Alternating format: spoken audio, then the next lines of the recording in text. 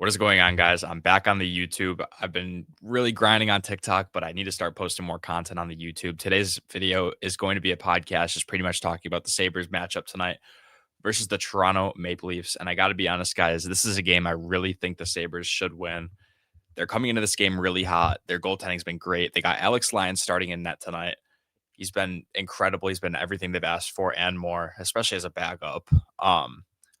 I think their top six has been playing really well, and Tage Thompson and Alex Tuck haven't even really gotten going yet. Really like what the defense is doing. I think their special teams have been incredible. They have the number one penalty kill in the NHL as of right now.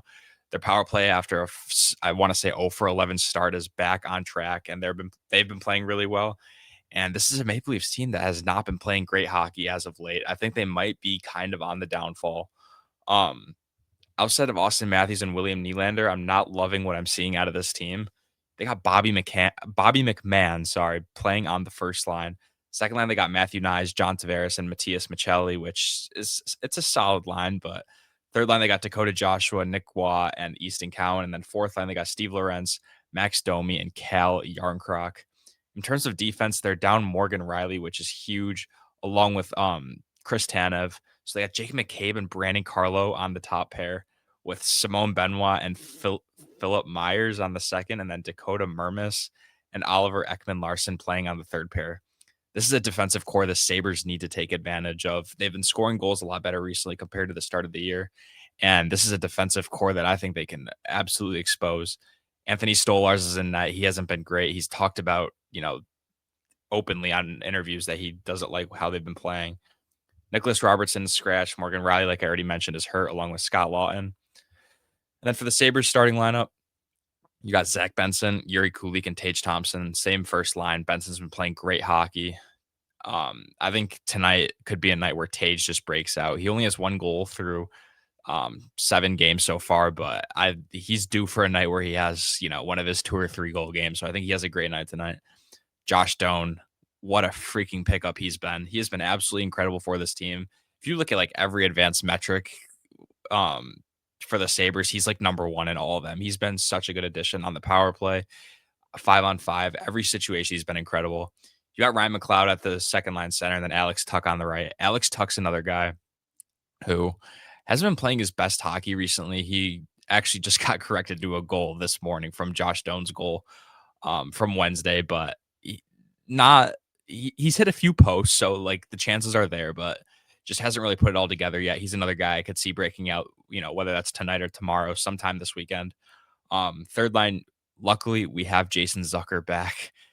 Everyone was terrified because he's been playing great hockey, obviously, and kind of went down with, I believe, looked like a shoulder problem last game, and he didn't return. So we were a little bit nervous. We saw what happened with Josh Norris, and kind of looked similar to what Jason Zucker had. Wasn't non-contact, I don't believe, but it's good to see that he's back in the lineup tonight. You got Noah Ostlund centering Jason Zucker and Jack Quinn. Jack Quinn coming off an incredible game, 3 points last game.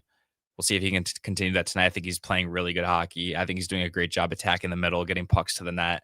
And, he obviously had that really nice play where he just took it to the net and Kozak was there to bury it last game. So I think they can keep doing that. That's another really good third line. I like what I've seen out of Noah Ostlund for the Amherst. I think he can be a really good player.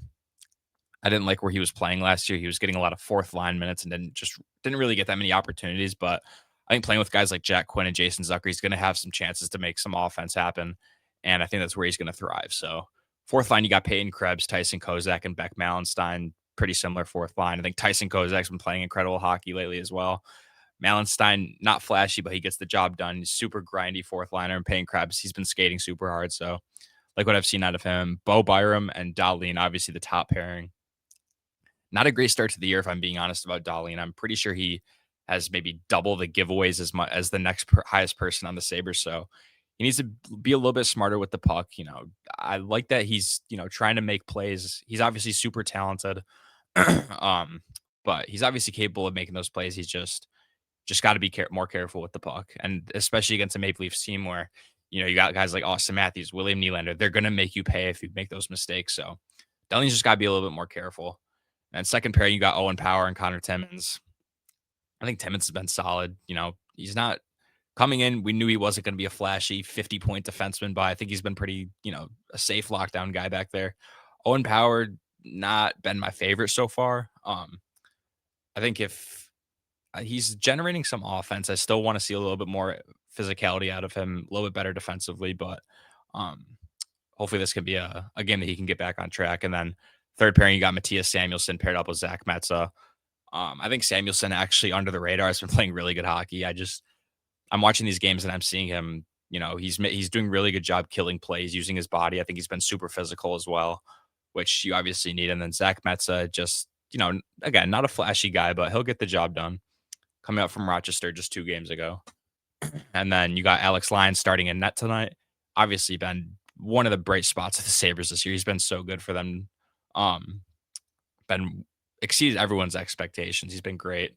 I believe he has a top 6 to 8 goals saved above expected, which is just incredible for a guy who's supposed to be a backup goalie. Then it's expected that Colin Ellis is going to be backing him up. That's not confirmed though. We might see UPL backing him up. Obviously, he was just reinstated from injury. He just had his conditioning stint with Rochester on Wednesday, and he's back in practicing today. So we'll see what he is able to do and if he will be the backup goalie for the Sabres tonight. But yeah, just taking a look at some of the advanced metrics for the Maple Leafs, they rank 21st in Corsi for percentage. And then in terms of goals for percentage as well as expected goals for percentage, they're right at 17, right in the middle of the pack. It's not a team that really impresses me that much outside of Matthews and Nylander, obviously. I don't think Stolarz is really that intimidating of a goaltender to be going against. Um, it's just along with, typically you usually see a lot of Toronto fans in Buffalo for these games, kind of wipe out all the Buffalo fans. But with the Blue Jays, obviously they're having their first World Series game tonight. I think there's going to be a lot less Toronto fans in the building. Um, Hopefully that leads to the Sabres being able to play better. Sabres have historically done very good against the Maple Leafs in the past 10-ish years. So I like what I'm seeing at it tonight. I really do think that this is a game the Sabres should win.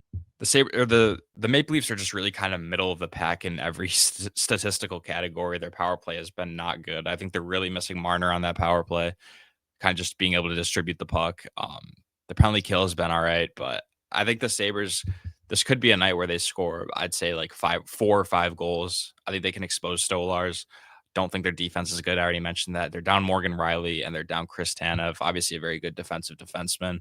This needs to be a game where the Sabres pounce on them. But yeah, that's gonna do it for this episode of the podcast.